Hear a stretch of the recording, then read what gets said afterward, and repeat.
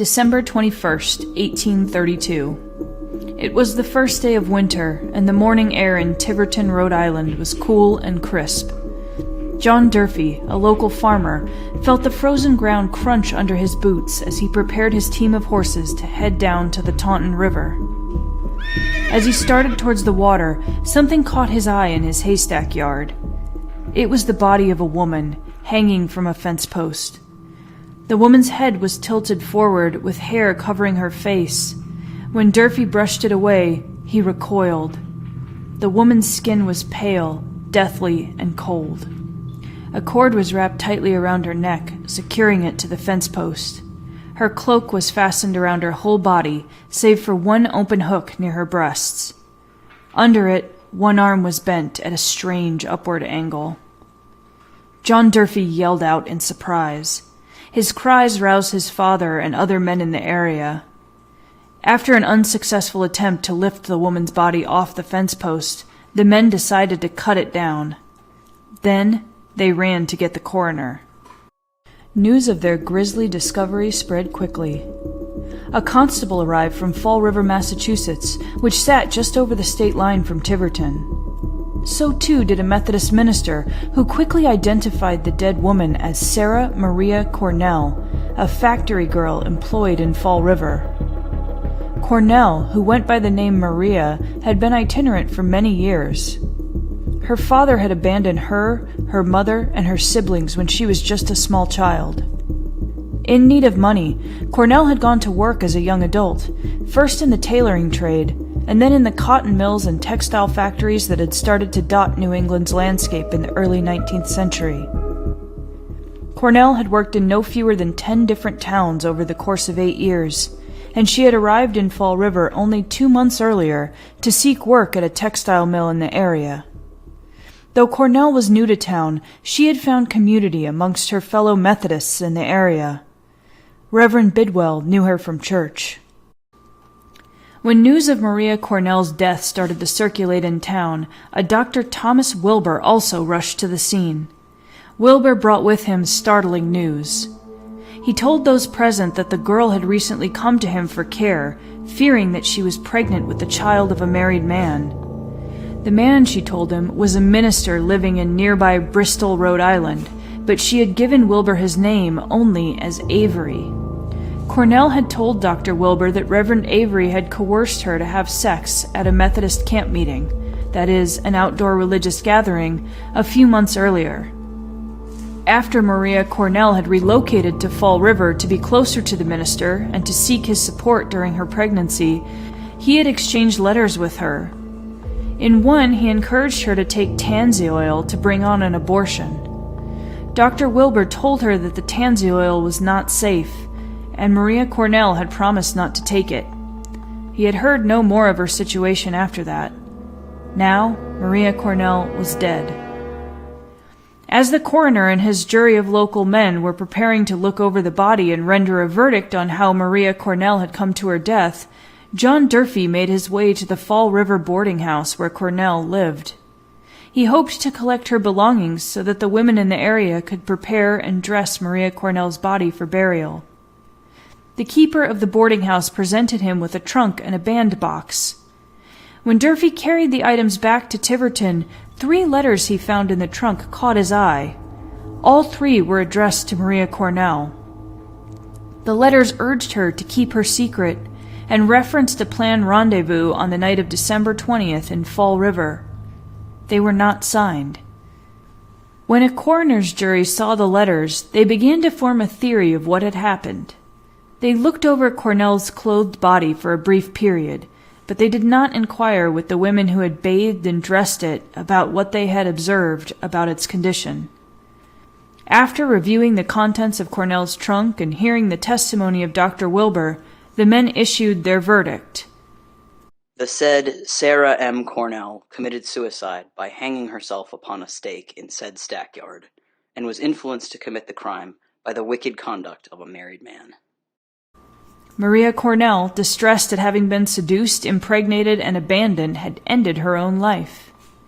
With nothing more to be done, her body was buried in John Durfee's family cemetery. But it was not long before a new discovery changed everything. Just hours after Maria Cornell's body was interred in the cold New England soil, John's wife, Nancy Durfee, began sorting through Maria's personal effects in preparation for sending them home to her family. In a bandbox, Nancy found a crumpled piece of paper that John had noticed the previous day but had not examined. Nancy unfurled the paper to discover a note. It read, "If I am missing, inquire of Reverend Mr. Avery, Bristol. He will know where I am gone. S.M. Cornell, December 20th. The letter, dated the night before Maria Cornell's lifeless body was found on the Durfee farm, seemed to suggest that she had been in the company of Avery the night before. Suddenly, what appeared to be a suicide now looked considerably more suspicious. Nancy showed the letter to John, who rushed to inform the authorities of its contents. In light of the new information, the coroner promised to hold a new inquest first thing Monday morning. Fall River's constable, impatient and unwilling to wait for the inquest to unfold before he acted, traveled with John Durfee by ferry to Bristol on Sunday. Armed only with the name Avery and the knowledge that he was looking for a minister, the constable was intent on arresting the man he now believed was responsible for Maria Cornell's death. As it turned out, Ephraim Kingsbury Avery was expecting him. Ira Bidwell, the Methodist preacher from Fall River, had overheard Dr. Wilbur sharing Maria Cornell's allegations against Avery, and had traveled to Bristol to warn him. Avery assured Bidwell and his wife that he had not done anything improper with Maria Cornell, but he nevertheless anticipated that his troubles would not be over. When the constable and John Durfee arrived to arrest him, Avery allowed them to enter his home, but he objected to the idea of being removed from Rhode Island. A local judge intervened in the case, ordering a preliminary hearing of the evidence against Avery to see if there was probable cause for his removal from the state. As authorities prepared for the hearing, a new coroner's jury examined the exhumed body of Maria Cornell.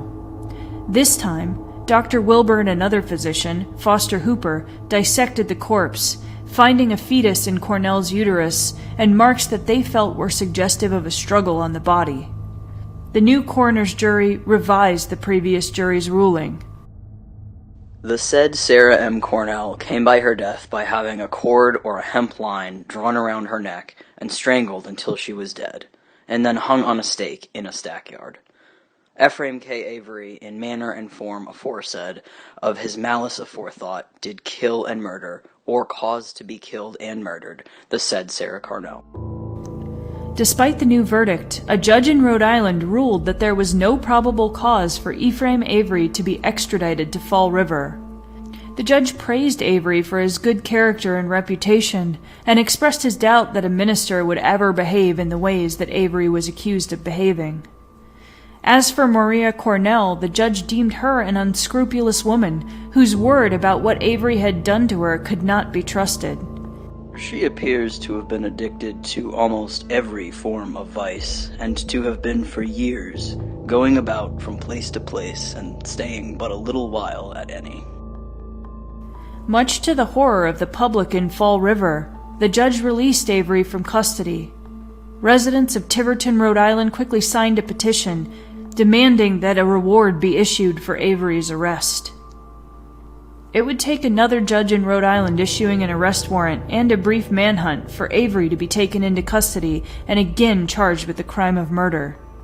When his case finally went to court, the resulting trial would be the longest in Rhode Island's history to that point. It lasted for 27 days and involved the testimony of 196 witnesses. It was also a media sensation, with newspapers scrambling to cover the case for an eager public. The public, it seemed, could not get enough of the case of an allegedly murderous minister. One reporter stationed in the court to record the happenings of the trial wrote that it was the most extraordinary of all extraordinary cases.